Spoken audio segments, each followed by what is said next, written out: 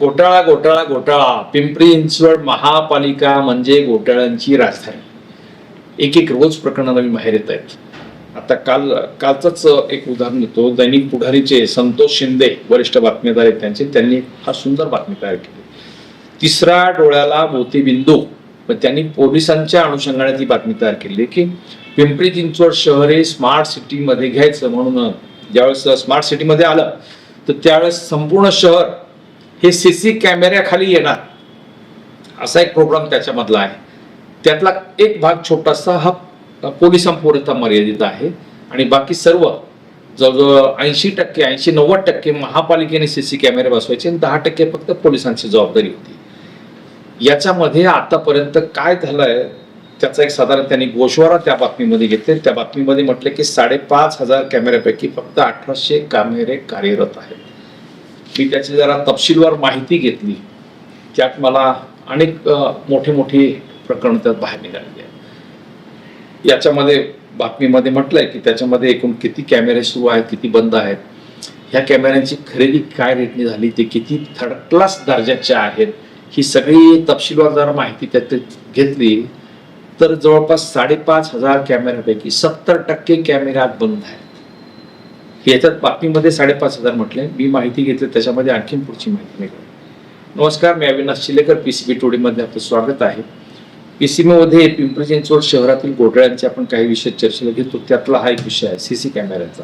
अत्यंत महत्वाचा विषय पोलिसांच्या दृष्टीने सुद्धा आणि बाकी वाहतूक पोलिसांसाठी आणि ओव्हरऑल संपूर्ण शहराची कायदा सुव्यवस्था या दृष्टिकोनातून हा विषय अत्यंत महत्वाचा आहे.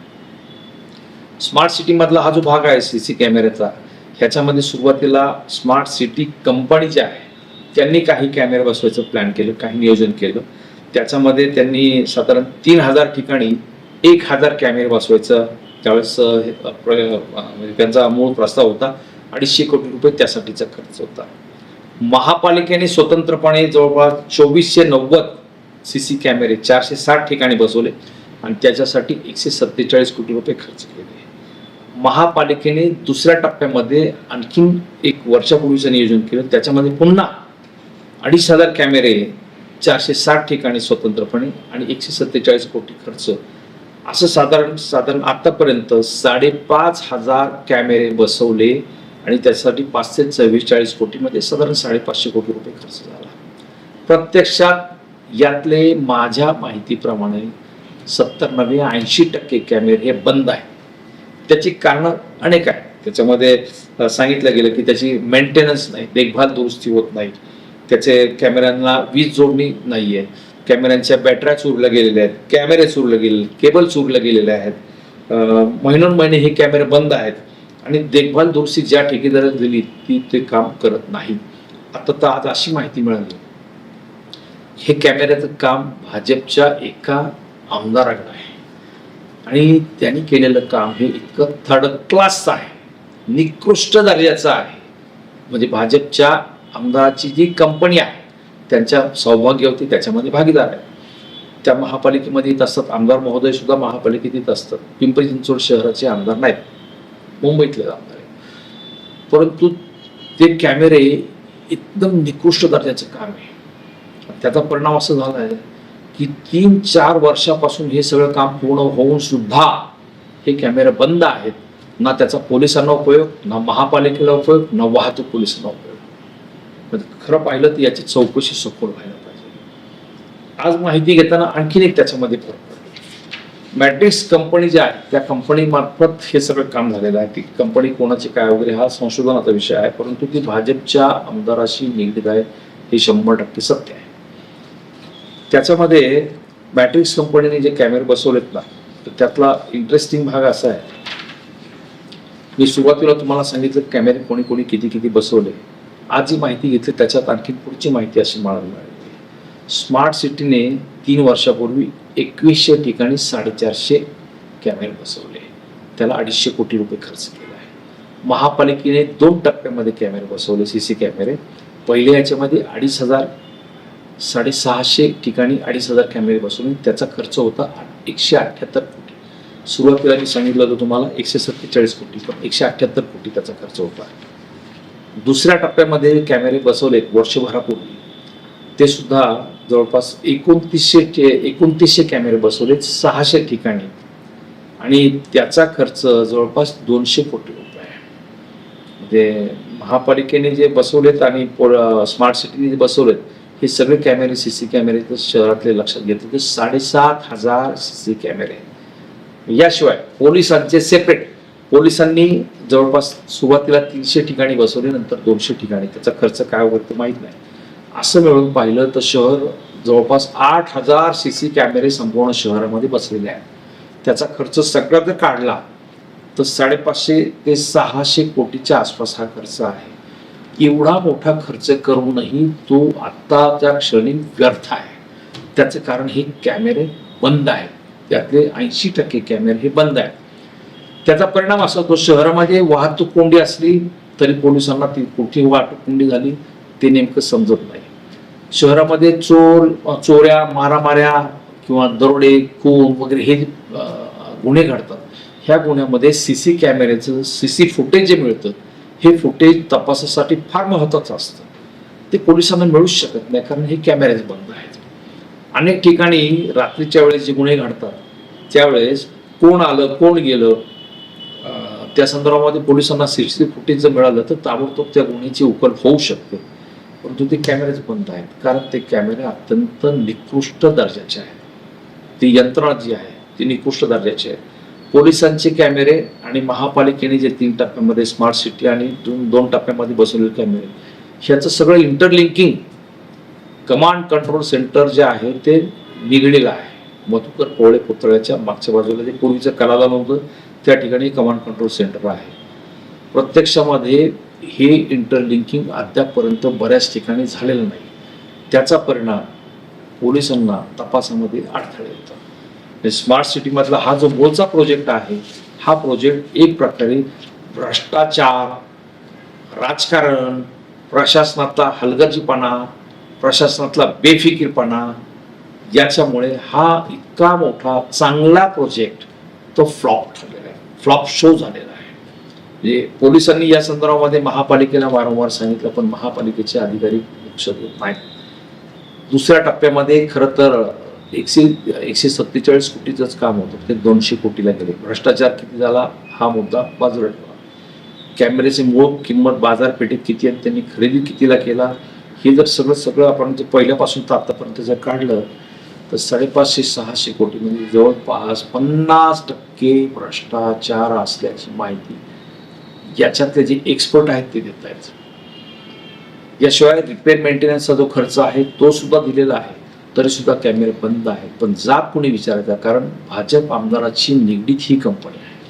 पण विरोधी पक्ष सुद्धा मेल्यासारखे आहेत. एक ओळीचं पत्र सुद्धा या विषयावर कोणी द्यायला तयार नाही कारण त्यांचे हात सुद्धा दगडाखाली सापडलेले आहेत. याच्यामध्ये पोलिसांची कुचंबना होते. जनता नाहक त्याच्यात भरले जाते. करदात्यांचा पैसा फुकट जातो. हा आता इथे पैसा फुकट गेल्याचा आहे. म्हणजे इतक्या मोठ्या प्रमाणावरती हा फ्रॉड आहे स्मार्ट सिटी मधला. वास्तविक त्याच्यावरती विरोधी पक्ष राष्ट्रवादी काँग्रेस, शरदचंद्र पवार गट असो किंवा ठाकरेंची शिवसेना असू दे, मनसे असू दे किंवा काँग्रेस असू दे यांनी आतापर्यंत गेल्या 3-4 वर्षामध्ये या विषयावरती किती राग उठवलेला आहे. टॅक्सपेअरचा पैसा आहे काही करू शकत नाही. अक्षरशः मूग गिळून सगळे गप्प आहेत. ही खरंच संतापजनक घटना आहे. म्हणजे पोलीस सांगतायत याच्यामध्ये की आम्हाला कुठे अपघात झाला तर अपघातासाठी सीसी फुटेज मिळालं तर नेमका अपघात कोणाची चूक होती त्याच्यावरती आम्ही गुन्हा दाखल करतो. शहरामध्ये चोरीचे प्रकार अनेक होतात. शहरामध्ये गुन्ह्यांचे प्रकार वेगवेगळे गुन्ह्यांचे प्रकार अनेक मारामारीच्या घटना सुद्धा रोजच्याच चालू असतात. बाल गुन्हेगार मोठ्या प्रमाणात वाढले. 3,500-4 हजार होते ते आता जवळपास 6 ते 7 हजारापर्यंत बाल गुन्हेगाराचं प्रमाण आहे. म्हणजे इतक्या मोठ्या प्रमाणात क्राईम वाढत चाललेलं. पण हे सीसी फुटेज जर पोलिसांना मिळालं तर क्राईम मोठ्या प्रमाणात कंट्रोल होऊ शकतो. गुन्हेगारांना सीसी फुटेजचा जर तो एक धाक निर्माण झाला की आपण कुठे काय हालचाल करतोय ते पोलिसांना सुद्धा समजते आणि आपण सापडलो तर आपल्याला शिक्षा होऊ शकते. हे एकदा जर ते एक धसका घेतला त्याचं जर एक दहशत निर्माण झाली, दरारा निर्माण झाला पोलिसांचा तर मला वाटतं शहरातलं क्राईम फार मोठ्या प्रमाणात कंट्रोल होऊ शकतो. शहराच्या कायदा सुव्यवस्थेला नियंत्रणात आणण्यासाठी किंवा कायदा सुव्यवस्था पूर्णतः पोलिसांच्या आटोक्यात येण्यासाठी सीसी कॅमेऱ्यांचं फार महत्वाचं योगदान त्याच्यामध्ये आहे. परंतु इथले राज्यकर्तेही त्या विषयावरती बोलत नाही आणि 3 वर्ष महापालिकेत प्रशासकीय राजवट असल्यामुळे ते पण बेफिकीर आहेत. ते फक्त पैसे खर्च करतात, पण त्याचा रिझल्ट काय मिळतो याविषयी त्यांना बिलकुल तमा नाही. महापालिका आयुक्तांच्या बेफिकिरीचा हा एक उत्तम नमुना आहे. 3 वर्ष या महापालिकेमध्ये ते राज्य करतात मी बोलतो. ते प्रशासक नाही, ते महापालिकेचे मालक म्हणून राज्य करतायत. आमदार खासदार विचारतात त्यांना जा, पण त्याचंही उत्तर देत नाही. विधानसभेचे उपाध्यक्ष अण्णा बनसोडे यांचा तर अगदी फार मोठा अवमान झालेला आहे, पण तरी सुद्धा त्याची त्यांना तमा नाही. स्मार्ट सिटी बद्दल सामाजिक कार्यकर्ते त्यांना जा विचारतायत, केराच्या टोपलीमध्ये ते अर्ज देत आहेत. खरं तर ह्या सगळ्या प्रकरणाची सखोल चौकशी झाली पाहिजे. भारतीय जनता पार्टीचा आमदार असल्यामुळे भाजपचे इथं बहुमत असून भाजपचे जवळजवळ 70-78 नगरसेवक होते, त्यांची कोणाची बोलायची हिंमत नाही. भाजपचे इथे 5 पैकी 2 विधानसभेचे 2 विधान परिषदेचे आमदार, पण ते सुद्धा बोलू शकत नाही. का तर आपले दातन आपले चोर, बोलायचे कोणाविरुद्ध. अजितदादांची राष्ट्रवादी सत्तेत असल्यामुळे त्यांचे आमदार अण्णा बनसोडे ते सुद्धा या विषयावरती जा विचारत नाही. शिंदेच्या शिवसेनेचे खासदार श्रीरंग बारणे आहेत, ते सुद्धा बोलू शकत नाही, कारण सत्तेत सहभाग आहे. खासदार अमोल कोल्हे एकमेव तिथले विरोधातले आहेत, पण त्यांचं पण या विषयावरती कधी पत्र आलेलं पाहिजे नाही. खर तर जनहोत तुम्ही जागे झालं पाहिजे, या विषयावरती जाग विचारायला शिकलं पाहिजे. हे सीसी फुटेज का मिळत नाही पोलिसांना? पोलीस जास्तीत जास्त महापालिका आयुक्तांना पत्र देतात, परंतु महापालिका आयुक्त टक्केवारीच्या राजकारणामध्ये इतके गुंगलेले आहेत, इतके त्यांची मती भ्रष्ट झालेली आहे की ते या विषयावर अजिबात लक्ष देत नाहीये. इतका महत्वाचा विषय हा शहराचा पाहिला तर.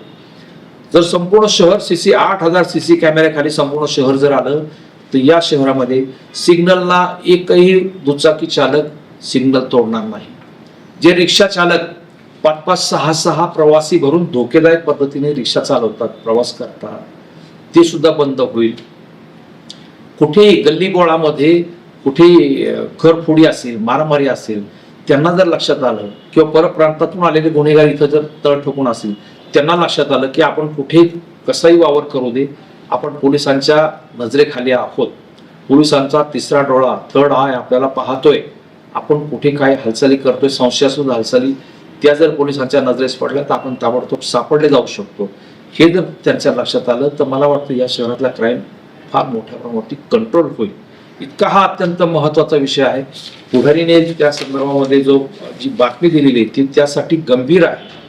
अन्य वर्तमानपत्रातून तशा छोट्या मोठ्या बातम्या आलेल्या आहेत, परंतु हा विषय जोपर्यंत प्रशासन गांभीर्याने घेत नाही तोपर्यंत त्याच्यावरती पर्याय निघत नाही. खरं तर या संपूर्ण सीसी कॅमेऱ्यांची आतापर्यंत 8,000 कॅमेरे जे बसवलेले आहेत त्याच्या संदर्भामध्ये सखोल चौकशी झाली पाहिजे. या शहरामध्ये फार मोठ्या व्यापारी आस्थापना आहेत, मॉल्स आहेत, मल्टिप्लेक्स आहेत, हाऊसिंग सोसायट्या 5,500 आहेत.